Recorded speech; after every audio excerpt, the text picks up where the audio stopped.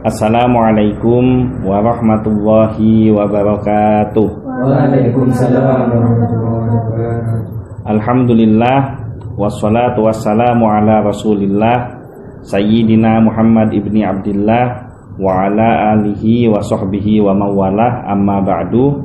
Alhamdulillah, pada siang hari ini kita kembali melanjutkan kajian rutin Kitab Bulughul Maram, masih di dalam Kitabut Thaharah, yaitu kitab tentang bersuci.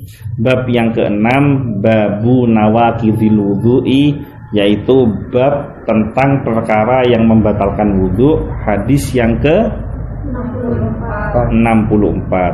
Wa an Aisyah radhiyallahu anha, dan dari Aisyah radhiyallahu anha, annan nabiyya sallallahu alaihi wasallam, bahwasanya Nabi sallallahu alaihi wasallam qabbala ba'dha nisaihi, pernah mencium sebagian istrinya, thumma kharaja ila sholati, kemudian beliau keluar untuk melaksanakan ibadah sholat, walam yatawaddo'a, sedangkan beliau tidak berwudu.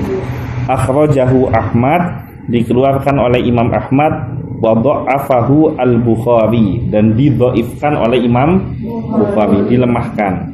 Paham konteksnya?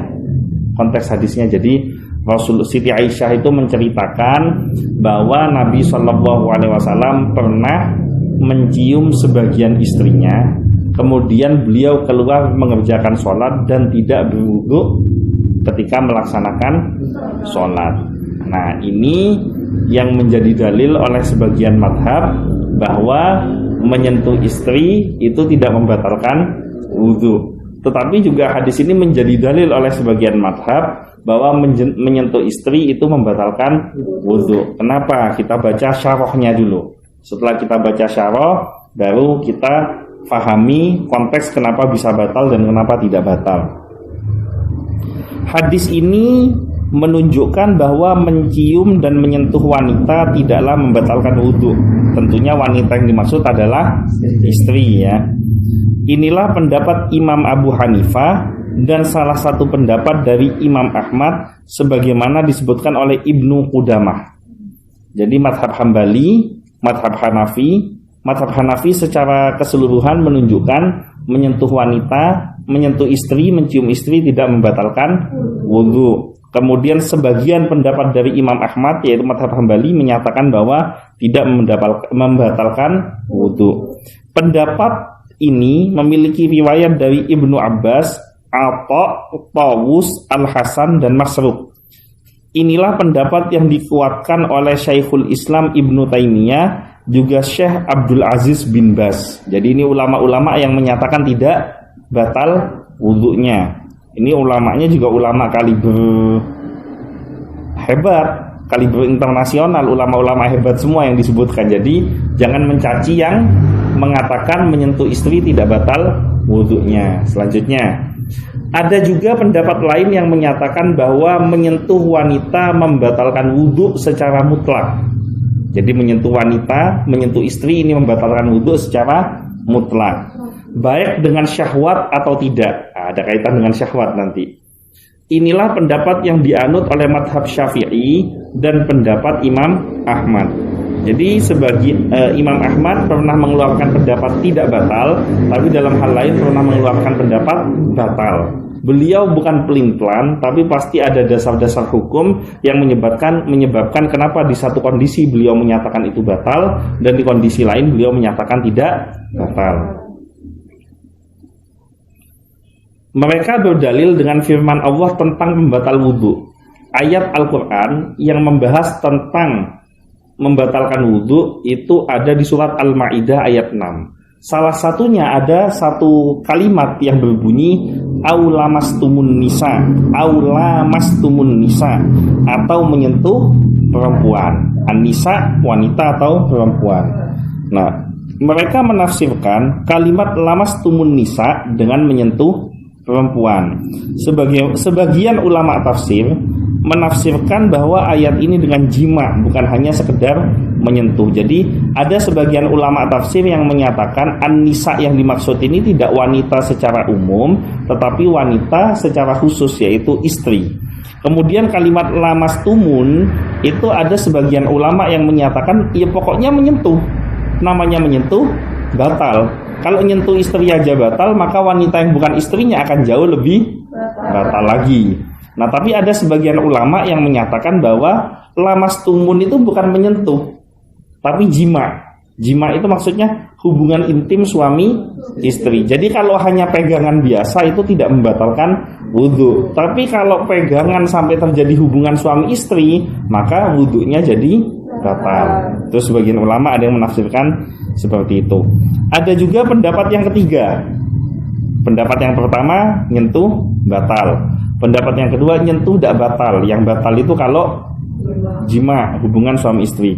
Pendapat yang ketiga menyatakan bahwa jika dengan syahwat membatalkan wudu, sebaliknya jika tanpa syahwat tidak membatalkan wudu. Faham makna dari syahwat?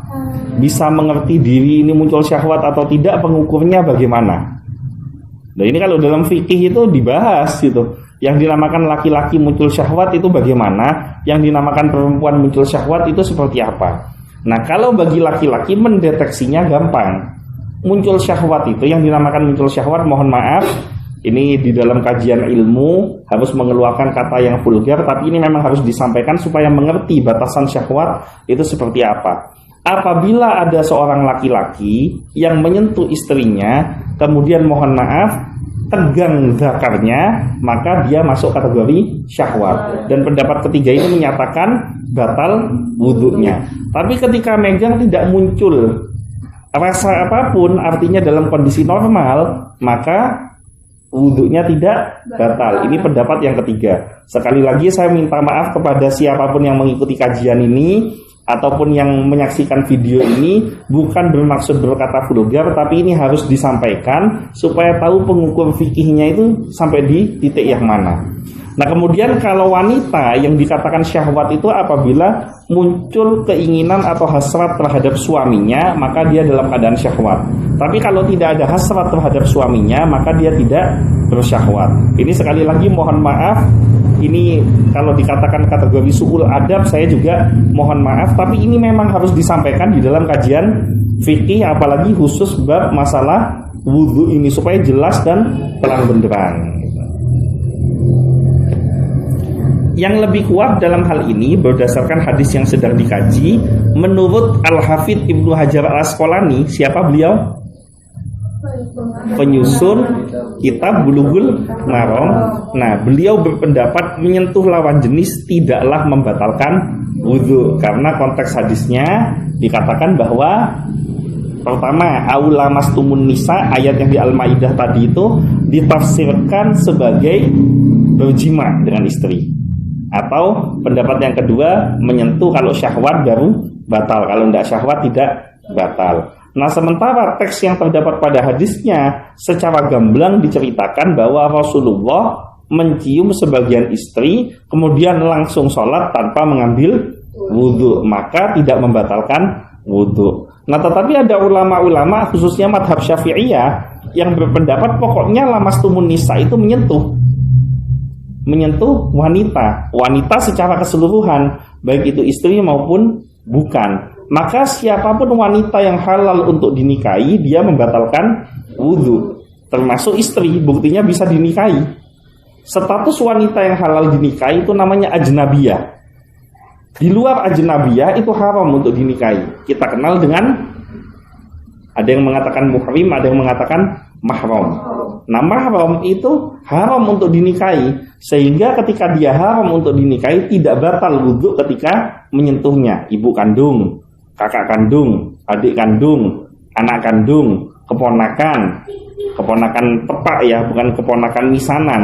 Kalau misalkan kamu punya sepupu kemudian ada anak, itu boleh menikah dengan anaknya sepupu. Tapi kalau anaknya kakak atau anaknya adik, itu tidak boleh dinikahi.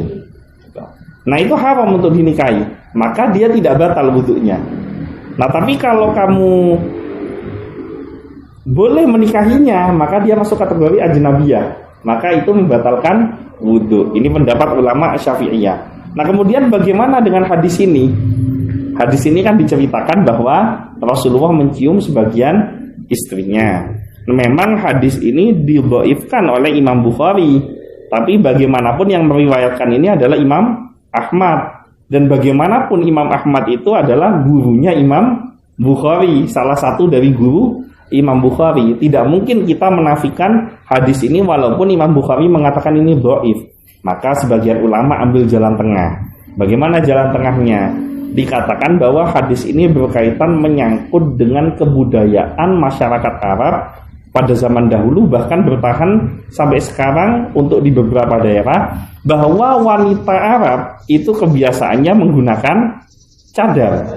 Nah sehingga ketika Rasulullah mencium pipi istrinya, maka bisa jadi pipi istrinya sedang dalam keadaan menggunakan cadar. Karena hadis ini tidak diterangkan secara gamblang istri itu dalam keadaan menggunakan cadar atau tidak menggunakan cadar. Kemudian tidak diterangkan secara gamblang ini bertemu istrinya itu di mana?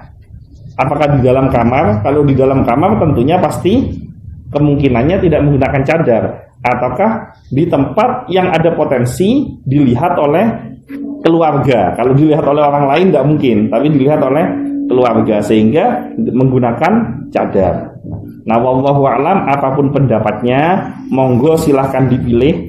Yang mengatakan bahwa menyentuh istri itu tidak batal, silahkan, karena memang ada dalil yang kuat.